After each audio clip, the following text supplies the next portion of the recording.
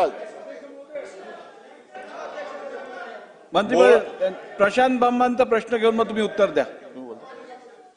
अध्यक्ष महोदय, मंत्री महोदयांना माझा एक प्रश्न व माझं सजेशन प्लस आपण असं करणार की असा माझा पहिला प्रश्न असा की संपूर्ण राज्यामध्ये ज्या ज्या ठिकाणी हा जो आपला उत्तर ना मंत्री महोदय आपलं हे सर्व जे उत्तर आहे त्यातलं प्रमुख कारण MIDCच्या 15 ते 20 किलोमीटरच्या पेरिफेरीमध्ये बघा अध्यक्ष महोदय, MIDC वाल्यांना आपण सगळं सहकार्य करतो, त्यांना साथ दिली पाहिजे, त्यांना जमिनी दिल्या पाहिजे, त्यांना सगळं दिलं पाहिजे, पण एफ्लुएंट ट्रीटमेंट प्लांट ते वापरत नाही.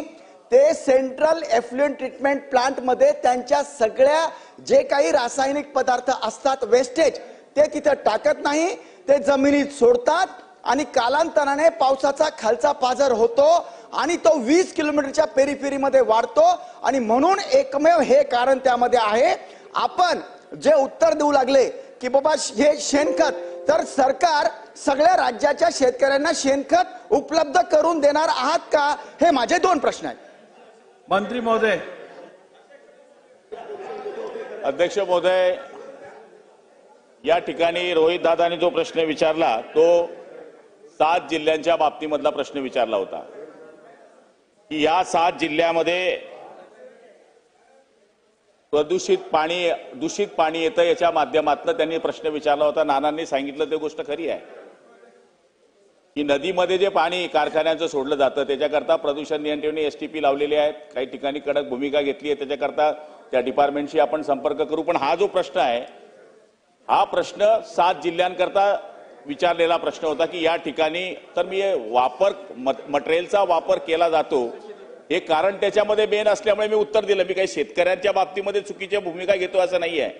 मूळ युरियामुळे किंवा इतर खतं वापरल्यामुळे नायट्रेटचं प्रमाण वाढतं, म्हणून आपण शेतकऱ्यामध्ये कमी वापरावं ही जागृती करावी लागेल हे मी बोललो आहे. मी पण शेतकरीच आहे. त्यामुळे या ठिकाणी जरी हा विषय आपण मांडत असला तर आपल्याला प्रदूषणाच्या माध्यमातून जो विषय आहे मंत्री महोदयांना आपण त्यांच्यामध्ये ही सूचना करू. STP प्लॅन बसला लावू, कारखान्यांमध्ये त्यांनी सूचना केली पाहिजे अशी त्यांना आपण विनंती करू. पण माझ्याकडे जे प्रश्न विचारले, केंद्र सरकारकडे 35% आणि आपल्या राज्य सरकारकडे 11%, हे का आले तेवढा प्रश्न माझ्या बाबतीत विचारलेला आहे. त्याचं उत्तर मी आपल्याला दिलेलं आहे. वाटलं तर लेखी उत्तर आणखी त्यांच्याकडनं घेऊन तुम्हाला देऊ. त्यांचं मंत्री महोदय प्रशांत बंबांचा प्रश्न होता शेणखता संदर्भात, तो पण सांगून टाका. महोदय, मी पुन्हा एकदा सांगतो की मंत्री महोदय कृपया माझी विनंती आहे, आपण आहे ना मंत्री महोदय माझी विनंती अशी आहे, आम्ही प्रश्न विचारतो तेव्हा दुसऱ्याशी म्हणजे न बोलले तर आमचं ऐकायला येईल. प्लीज बघा अध्यक्ष महोदय, मी 2 प्रश्न स्पेसिफिक विचारले. या सगळ्या नायट्रेट वगैरेचं कारण आहे एफ्लुएंट ट्रीटमेंट प्लांट दिल्यानंतर सुद्धा, सबसिडी दिल्यानंतर सुद्धा ते वापरत नाही, सेंट्रल एफ्लुएंट ट्रीटमेंट प्लांट मध्ये टाकत नाही, म्हणून हे होतंय. आपण सांगतायत की राज्यातल्या शेतकऱ्यांच्या युरियामध्ये त्यांना आपण समज देऊ, कृषी मंत्र्यांना देऊ, ते पण बंद करतील. पण मग त्याच्याऐवजी लागणारं शेणखत हे तुम्ही सामुदायिक जबाबदारी म्हणून सर्व शेतकऱ्यांना उपलब्ध पैसे देऊन जरी असलं तरी उपलब्ध करून देणार आहात का? बसा. अध्यक्ष महोदय, हे जे 7 जिल्हे आहेत, या 7 जिल्ह्यामध्ये माझा सवाल आहे की या 7 जिल्ह्यामध्ये जो तुम्ही प्रश्न विचारलाय तिथे MIDC आहे का?